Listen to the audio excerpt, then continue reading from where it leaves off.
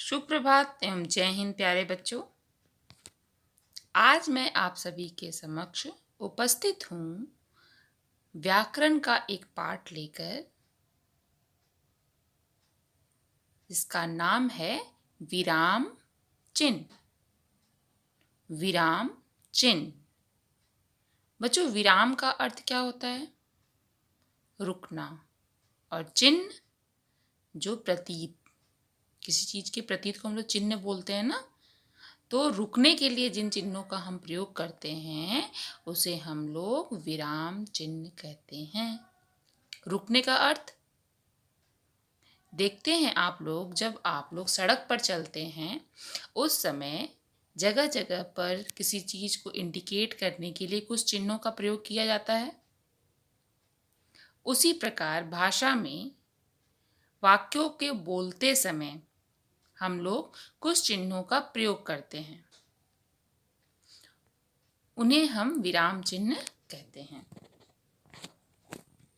बच्चों, वैसे तो विराम चिन्ह कई प्रकार के होते हैं, पर यहाँ पर हम कुछ विराम चिन्हों के बारे में आपको जानकारी देंगे। दिए गए वाक्य को ध्यान से पढ़िए। रोको मत जाने दो। रोको मत जाने दो। पकड़ो नहीं छोड़ो। पकड़ो नहीं छोड़ो। इन चारों वाक्यों में आप एक चीज देखते होंगे कि उच्चारण करते समय दोनों में थोड़ा थोड़ा अंतर है। क्या? रोको, यहाँ पर हम रुकते हैं। मत जाने दो, रोको मत जाने दो। दोनों का अर्थ यहाँ पर भिन्न हो जा रहा है, सिर्फ एक विराम चिन्ह के प्रयोग से। तो चलिए अब हम लोग विराम चिन्ह के प्रकार के बारे में जानते हैं। सबसे पहले हम लोग विराम चिन्ह की परिभाषा जानते हैं। विराम का अर्थ है ठहरना या रुकना। भाषा बोलते समय अपने भाव को प्रकट करने के लिए हम बीच बीच में रुकते हैं। अपने भाव को समझाने के लिए, अपने भाव को व्यक्त करने के लिए रुकते समय जिन चिन्हों का प्रयोग किया जाता है उन्हें ही विराम चिन्ह कहते हैं। चलिए अब हम लोग पढ़ने वाले हैं अल्प विराम के बारे में। पढ़ते समय जहां कम या थोड़ी देर के लिए रुकना होता है वहां अल्प विराम का चिन्ह लगाया जाता है। बच्चों, जैसे नाम से ही स्पष्ट है, अल्प, अल्प का अर्थ होता है थोड़ा। जहां वाक्य में हम थोड़ी देर के लिए रुकते हैं उसे हम लोग अल्प विराम कहते हैं, जिसे आप लोग अंग्रेजी में कॉमा भी बोलते हो। ठीक है, इसका उदाहरण देखिए। माँ बाजार से चावल, दाल, चीनी और आटा लाई। बच्चों, यदि वाक्य में 2 या 3 संज्ञा शब्द एक साथ आते हैं, एक साथ, जैसे चावल, दाल, चीनी, तो वहां पर हम लोग अल्प विराम का प्रयोग करते हैं। अब देखिए अल्प विराम। पत्र लिखते समय संबोधन के बाद, जैसे श्रीमान, महोदय, पूज्य पिताजी, पूजनीय माताजी, प्रिय मित्र आदि के बाद भी अल्प विराम का चिन्ह लगाया जाता है। वाक्य के प्रारंभ में हाँ या नहीं के बाद भी लगता है, जैसे हाँ वह इधर ही आ रहा है, नहीं मैं नहीं जाऊंगा। चलिए नेक्स्ट, दूसरा है पूर्ण विराम। पूर्ण मतलब पूरा और विराम मतलब रुकना। वाक्य के अंत में जब हम पूरी तरह वाक्य समाप्त हो जाता है, वहां पर जब हम लोग जिस चिन्ह का प्रयोग करते हैं उसे हम लोग बोलते हैं पूर्ण विराम।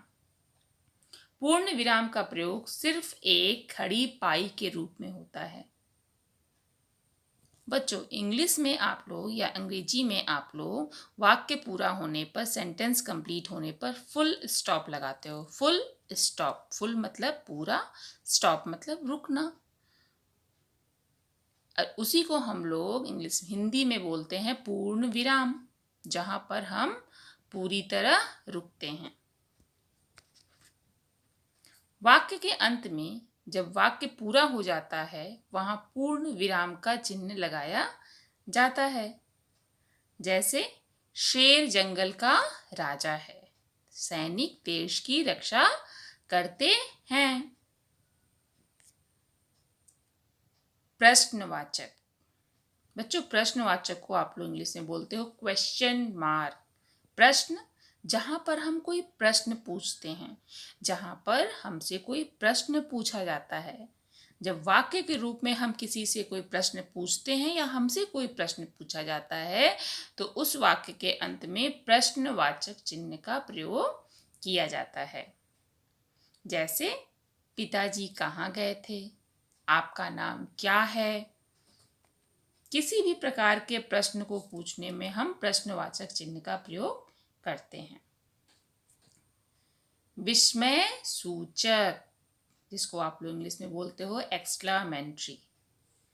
जब हम विस्मित होते हैं, हम स्वभाव से विस्मित होते हैं ना, कभी कभी घबरा जाते हैं। जब नॉर्मल जो हमारा व्यवहार होता है उससे जब हम थोड़ा सा अपने व्यवहार में बदलाव आता है, हमारे भावों में बदलाव आता है, वहां पर हम विस्मित होते हैं। कभी कभी खुश भी होते हैं, कभी कभी दुखी भी होते हैं, कभी किसी चीज को हमें घृणा का भी अनुभव होता है, तो वहां पे विस्मय सूचक चिन्ह का प्रयोग होता है। विस्मय सूचक चिन्ह कैसे लगता है? एक पूरी लाइन और उसके नीचे डॉट या बिंदी के रूप में। ठीक, आगे बढ़ें।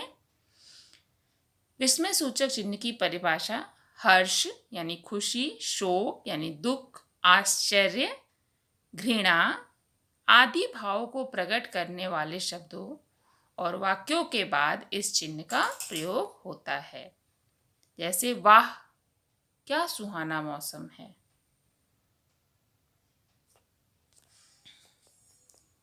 ठीक है बच्चों, तो आज हम पढ़े हैं 4 चिन्हों के बारे में: विस्मय सूचक, प्रश्नवाचक, पूर्ण विराम और अल्प विराम। तो अगली कक्षा में हम दूसरा पाठ लेकर आएंगे। तब तक आप इस पाठ को अच्छे से पढ़िए और समझिए। जय हिंद।